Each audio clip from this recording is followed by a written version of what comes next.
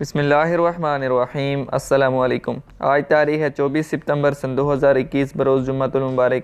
Kuwait Urdu news کے ساتھ میں ہوں محمد عمر۔ آج کی اس ویڈیو میں کویت کے حوالے سے کچھ تازہ ترین نیوز اپڈیٹ شامل کرتے ہیں۔ خبر ہے کہ مقامی میڈیا کی رپورٹ کے مطابق نجی اور سرکاری شعبوں میں کویت میں کام کرنے والے غیر ملکیوں کی تعداد جون 2020 اور جون 2021 کے درمیان تقریباً 8.52% یا 5,51,000 افراد کی کمی واقع ہوئی ہے۔ اس سال کی دوسری سہ ماہی میں تقریباً 1,23,951 افراد سعودی لیبر مارکیٹ میں داخل ہوئے ہیں، جس میں سالانہ سعودی عرب میں 6.4% مزدوروں میں اضافہ ہوا ہے۔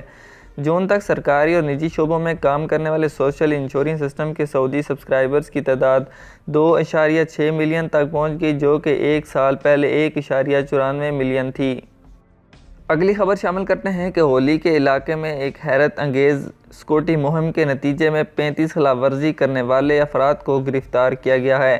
گرفتار ہونے والوں میں 2 افراد منشیات اور چوری کی وارداتوں میں ملوث پائے گئے ہیں، جبکہ 7 افراد اپنے اسپانسر سے مفرور ہوئے تھے۔ باقی رہائشی خلاف ورزی کرنے والے تھے۔ مہم میں کئی کیفے کو نشانہ بنایا گیا۔ اس سکیورٹی آپریشن میں بلدیہ کے کئی انسپکٹرز نے حصہ لیا ہے۔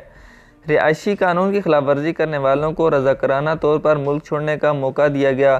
پکڑے جانے والوں کو کویت سے ملک بدر کر دیا جائے گا اور انہیں دوبارہ داخل ہونے کی اجازت نہیں دی جائے گی، کیونکہ ان کا بائیو میٹرک ڈیٹا ریکارڈ کر دیا جائے گا۔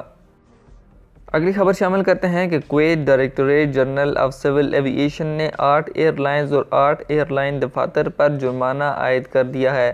تفصیلات کے مطابق ڈائریکٹوریٹ جنرل آف سول ایوی ایشن کی شکایات اور ثالثی کمیٹی نے مسافروں کی شکایات اور ریاست کویت میں کام کرنے والے سیاحت و سفری دفاتر اور ایئر لائنز کی جانب سے کی جانے والی خلاف ورزیوں کا جائزہ لینے کے لیے ایک اجلاس منعقد کیا۔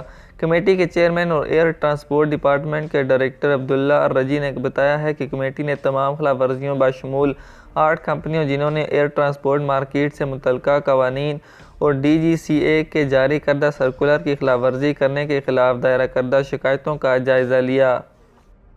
انہوں نے مزید بتایا ہے کہ کمیٹی نے خلاف ورزی کرنے والی کمپنیوں کے خلاف جرمانے اور تمام قانونی اقدامات کرنے کے لیے فیصلے جاری کر دیے ہیں۔ اب بات کرتے ہیں کہ محکمہ کسٹم نے چین سے اسمگل ہونے والی تمباکو کی ایک بڑی مقدار ضبط کر لی ہے، جس کا تخمینہ تقریباً گودام میں 1 ٹن یا 221 کلو گرام لگایا گیا ہے۔ یہ کھیپ خلیجی ممالک سے شوق بندرگاہ پر آئی تھی۔ یہ ایک جہاز کے اندر چھپائی گئی تھی اور اسے دوا کے گودام میں لے جایا گیا تھا۔ کسٹم اہلکاروں کی تلاشی لینے پر 814 بیگ چھپے ہوئے برآمد ہوئے، جن کا وزن 1 ٹن اور 221 کلو گرام کے قریب تھا۔ ضروری طریقہ کار پر عمل کیا گیا۔ محکمہ کسٹم نے خبردار کیا ہے کہ کویت میں ممنوع اشیاء کی اسمگلنگ کی کسی بھی کوشش کو قانونی نتائج کا سامنا کرنا پڑے گا۔